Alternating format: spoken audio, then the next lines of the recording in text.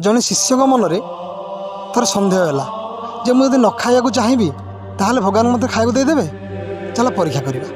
सी कौन कले गोटे दूर स्थान को चलीगले गोटे बरछ पर लुचिक बसिले कहले जमी मत कहीं देखिपारे। किछ समय पर से रास्ता देखिए जड़े राजकुमार तर किसी बंधु मान सहित से बाट दे जाते किसी भोक लगे जमी से बरछ तले बसिकी कहले यही जगह भोजन करदे।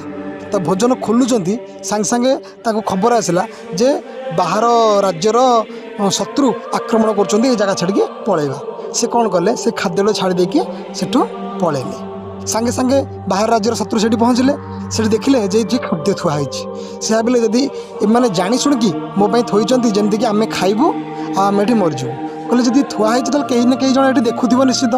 से अनिला बेलू गछ उपर से लोक से शिष्य बसता तेणु से शिष्य को डाकिले कहले तमें जानी शुणिकी ये खाद्य थोच ना तो तुम राज्यर राजा एमती कर तो आज तुमको आम पनिशमेंट देवु। कहले पनिशमेंट कौन दब एथर तुम निश्चित विष मिसैच आम खाई मरबू बोली ये खाद्य तुम्हें खाओ।